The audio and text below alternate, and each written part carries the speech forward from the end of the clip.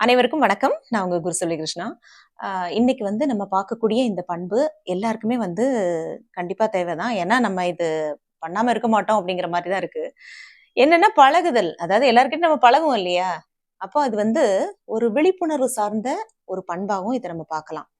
ஏன் அப்படின்னா எல்லார்கிட்டயும் எல்லா விதத்திலயும் நம்ம பழகிற முடியாது இல்லையா? ஒவ்வொருத்தரும் ஒவ்வொரு கேரக்டர்ல இருப்பாங்க. அப்போ அவங்க ஒவ்வொரு மனநிலையில இருக்கும்போது அதுக்கு தகுந்த மாதிரி நம்ம அவங்க கிட்ட அந்த பழகக்கூடிய விதம் அப்படிங்கிறத நம்ம தெரிஞ்சுக்கணும். எங்க யார்கிட்ட எப்படி பழகணும், எப்படி பேசணும் அப்படிங்கிறதையும் தெரிஞ்சுக்கணும். ஏன்னா எல்லாரையும் நம்ம கிட்ட சுயநலமா பழகுறவங்களும் இருக்காங்க. அதே மாதிரி சுயநலம் இல்லாம பழகுறவங்களும் இருக்காங்க. இது எப்படி நம்ம தெரிஞ்சுக்கிறது அப்படின்னு சொல்லிட்டு நம்ம யோசிக்க வேண்டாம். ஒரு லிமிட்டா இருந்துட்டாலே போதும்.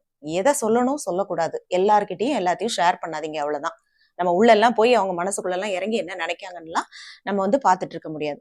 சோ இதுதான் இன்றைய அதாவது இன்னைக்கு இருக்கக்கூடிய ஒரு சூழ்நிலையில யங்ஸ்டர்ஸ்க்கு சொல்லக்கூடிய விஷயம். அது ஆணாகட்டும் பெண்ணாகட்டும். ஸோ 2 பேருமே அந்த எதனாலும் ஒரு ஷேரிங் அப்படிங்கிறதுல கொஞ்சம் கவனமா இருக்கிறது ரொம்ப ரொம்ப முக்கியம். அடுத்து இந்த பழகுதல் அப்படின்னு நம்ம சொல்லும்போதே இது பிராக்டிஸ் அப்படிங்கிற ஒரு மீனிங்லயும் வரும். இப்போ நான் கார் பழகுறேன், இல்ல நான் 2 வீலர் பழகுறேன், இல்ல நான் ஏதாவது ஒண்ணு கத்துக்கிறேன் அப்படிங்கும்போது அது பழகுதல். அதை பழகிக்கணும் நல்லது அப்படின்ற மாதிரி சொல்லுவாங்க இல்லையா? என்னன்னா தொட்டில் பழக்கம் சுடுகாடு மட்டும் அப்படின்னு சொல்லுவாங்க. சோ அந்த பழக்க வழக்கங்களை பொறுத்துதான் நம்ம மத்தவங்க கிட்ட எப்படி பழகுறோம் அப்படிங்கிறதே வரும். அப்ப இது பேசிக்கா நம்ம வீட்டுல இருந்து தான் ஸ்டார்ட் ஆகும். இப்போ நம்ம ஒரு ஊர்ல இருக்கோம். அந்த ஊர்ல எல்லா விஷயங்களும் நமக்கு பழகி இருக்கும். இதே இது நான் வேற ஊருக்கு போறேன் அப்படின்னா லோக்கல்ல போனா பரவாயில்ல. அதே இது ஒரு ஸ்டேட் விட்டு போறேன், இல்ல ஒரு கண்ட்ரி விட்டு போறேன் அப்படின்னா அப்போ என்ன ஆகும், அங்க நிறைய விஷயங்களுக்கு நம்ம அடாப்ட் ஆகணும். அங்க உள்ள மக்கள்கிட்ட பழகணும். அதே மாதிரி அங்க உள்ள ஃபுட்டு நமக்கு பழகணும். இந்த மாதிரி இதுக்கும் இந்த பழகுதல் அப்படின்னு சொல்லுவாங்க.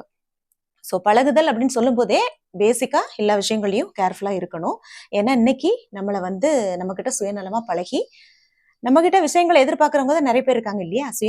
சுயநலம் இல்லாத ஒரு பழக்கங்கள் அப்படிங்கிறது கம்மிதான். சோ ரொம்ப ரொம்ப கவனமா இருக்கணும். நம்ம குழந்தைங்களுக்கும் சொல்லி தரணும் இந்த பழகக்கூடிய விதம் அப்படின்றது.